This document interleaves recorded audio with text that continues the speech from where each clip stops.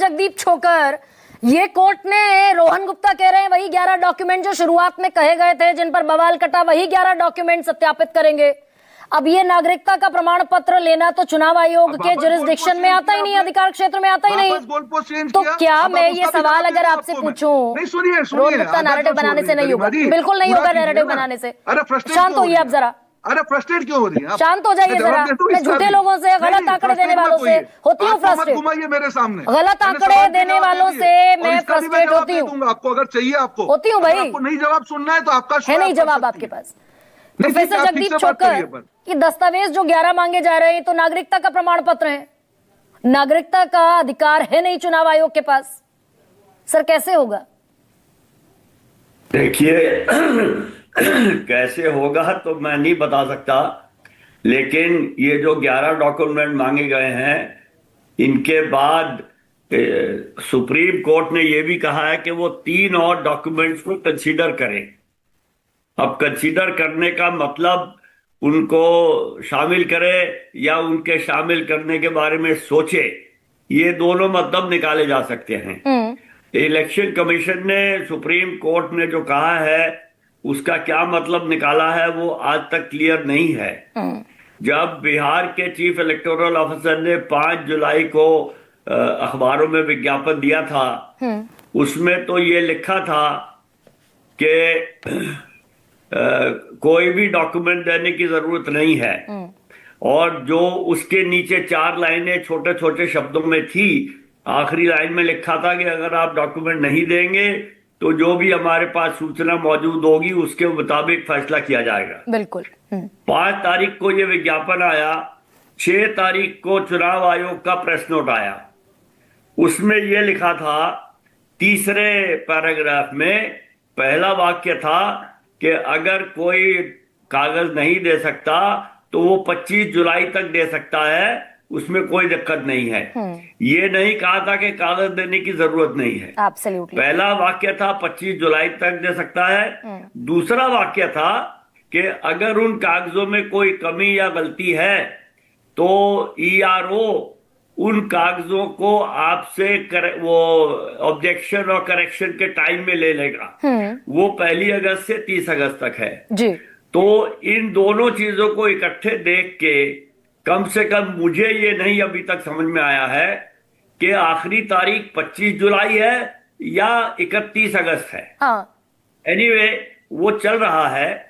और ये मीडिया में जो मैंने सोशल मीडिया पे देखा है, कोई एक ही पत्रकार नहीं है, बहुत से पत्रकार हैं, और ये इंडियन एक्सप्रेस में भी छपा है, और ये एक दूसरा अखबार है दैनिक भास्कर, उसमें भी छपा है कि बहुत से फॉर्म लिए जा रहे हैं जिनमें कुछ लिखा भी नहीं है, उन पे सिर्फ दस्तखत हैं और वो इकट्ठे किए जा रहे हैं। सर यहाँ तक भी रिपोर्ट्स प्रकाशित हुई हैं ऑथेंटिक सोर्सेज पर, ऑथेंटिक प्लेटफॉर्म्स पर, कि BLO के ऊपर दबाव है ERO का कि फलाने जिले में इतने फॉर्म्स ऑलरेडी रिसीव हो गए हैं, हम पिछड़ रहे हैं, जहां से भर सको भर दो, सही सिग्नेचर के साथ भर दो, बगैर सिग्नेचर के भर दो, जैसे हो सके भर दो।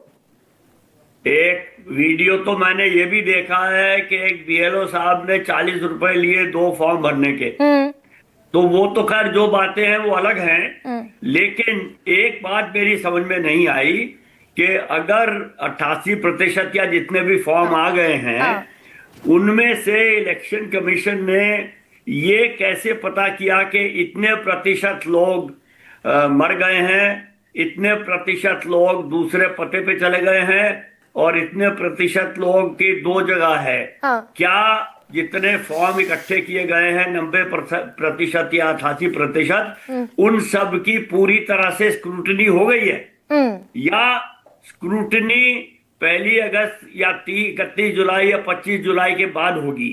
जो इलेक्शन कमीशन का 24 जून का नोटिस था, उससे मेरी ये समझ में आया था कि 25 जुलाई से 30 जुलाई तक उनकी स्क्रूटनी होगी, उसके बाद ड्राफ्ट इलेक्टोरल रोल बनेगा, उसमें किसी को दिक्कत होगी तो कोई बता सकता है। सर ये अभी रोहन गुप्ता ने जो कहा, रोहन जी जो बात कह रहे हैं, जगदीप जी, रोहन गुप्ता कह रहे हैं कि जो 11 डॉक्यूमेंट्स मांगे गए थे, उन्हीं डॉक्यूमेंट्स के आधार पर वेरीफाई होंगे नागरिक। अगर रोहन गुप्ता की बात को मैं सही मान लूं तो फिर तो संविधान के खिलाफ जाता हुआ दिखेगा ना चुनाव आयोग, क्योंकि नागरिकता तय करना चुनाव आयोग का काम नहीं है, होम मिनिस्ट्री का है। देखिए, नहीं, एक मिनट, उनमें बहुत से डॉक्यूमेंट 11 में ऐसे हैं जिनका नागरिकता से कोई सवाल ही नहीं है।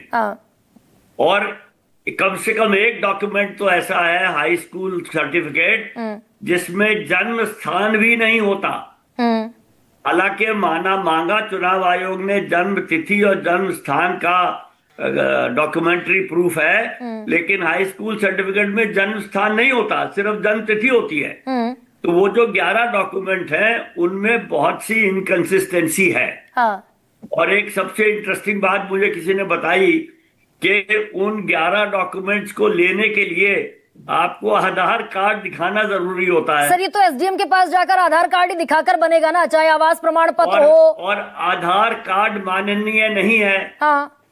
और जो 11 डॉक्यूमेंट है, अगर उनका आधार ही आधार कार्ड है तो माननीय क्यों नहीं है? तो इनकंसिस्टेंसी बहुत है इलेक्शन कमीशन के ऑर्डर में, और उन्हीं का असर जमीन पे दिख रहा है, कंफ्यूजन है। सर, बहुत संक्षेप में चुनाव आयोग ने अपनी जो प्रेस रिलीज में कहा कि भाई 90% तकरीबन लोगों के फॉर्म रिसीव हो गए हैं। ये कितने ऑथेंटिक फॉर्म्स हैं जब बीएलओ कह रहा है कि इन्यूमरेशन फॉर्म 2 दिए नहीं गए, बीएलओ घर घर गया नहीं, वार्ड मेंबर के लोग फॉर्म्स बांट रहे हैं, तो ये कितने ऑथेंटिक फॉर्म्स माने जाएं? और ये इस पर भी सवाल है क्या सर? बहुत छोटा सा जवाब चाहती हूँ आपसे। नहीं, इस पे सवाल बिल्कुल है। और मेरा तो सवाल ये है कि फॉर्म की ऑथेंटिसिटी अभी से कैसे चेक हो गई जब फॉर्म पूरे इकट्ठे ही नहीं हुए? तो कैसे पता चल गया कि कितने मृत हैं, कितने शिफ्ट हो गए, कितनों का वोट 2 जगह बना हुआ है?